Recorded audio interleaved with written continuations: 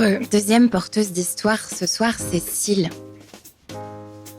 Une femme debout qui relève le défi de témoigner ce soir, alors qu'un autre porteur d'histoire s'est désisté. Et c'est peut-être cela qui la caractérise, Syl.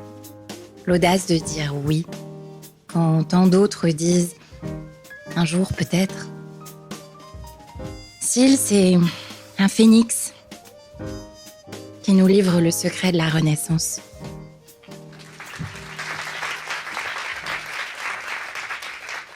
J'ai vécu avec une femme pendant 13 ans et elle m'a quittée.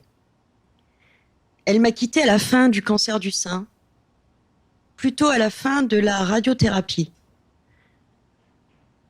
J'étais blessée, à terre, vidée, brûlée. Quand elle m'a quittée, non seulement j'étais brûlée de l'extérieur, mais également de l'intérieur. Je perdais pied. Moi, je l'avais soutenue pratiquement toute ma vie, d'ailleurs toute ma vie. La pauvre, elle faisait face à un diabète de type 1, avec de l'insuline. Donc pendant 13 ans, je l'ai soutenue, je l'ai accompagnée, et j'espère l'avoir bien fait. Mais moi, elle m'a quittée du jour au lendemain, au moment où j'avais besoin d'être soutenue, au moment où la vie reprenait normalement, où elle devait reprendre normalement. Mais elle ne l'a pas fait. Alors évidemment, je pourrais vous raconter combien j'ai pleuré, combien j'ai cru que je tombais dans un vide abyssal, et surtout par quoi commencer, parce que j'avais plus de force. Et puis j'étais en colère. Moi qui l'avais soutenue tant de fois, elle m'abandonnait. Et je me suis retrouvée devant un vide que je n'avais jamais vécu de ma vie, parce que j'avais accompli une carrière professionnelle assez sympa, membre du comité de direction, 80 000 kilomètres par an, pas de temps pour moi, jamais de temps pour moi, pas de temps pour les autres. Donc ce vide, j'ai cru que pour moi c'était la fin. Et en fait, la première chose que j'ai faite, c'est que je me suis arrêtée de tout. Et d'abord, je me suis arrêtée de mon travail. Et je n'avais aucune idée de combien de temps j'allais m'arrêter. Bon, je me suis arrêtée 3 ans. Mais ça, c'est pas la vraie histoire que je vais vous raconter.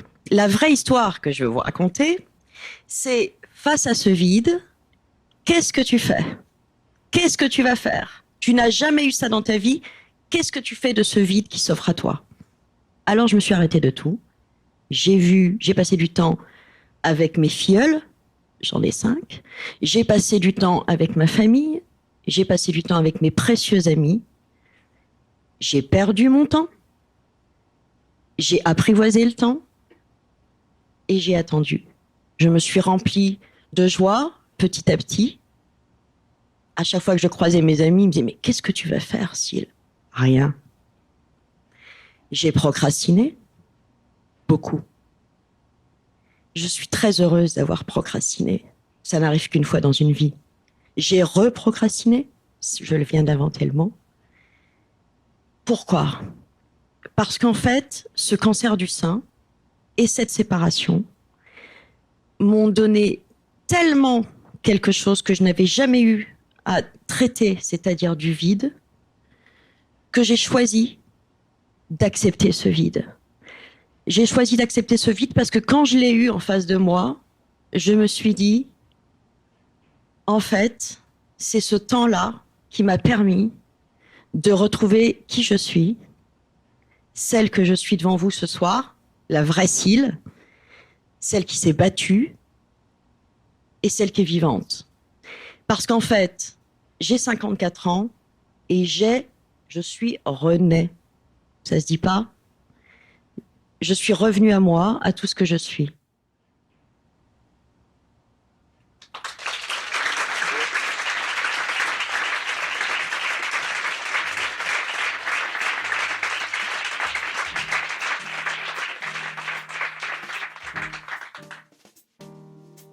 Orature est imaginé par Foi de Souac.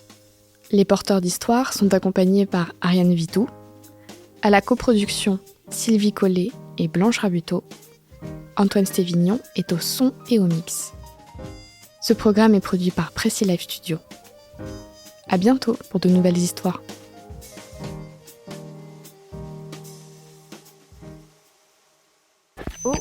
Orature.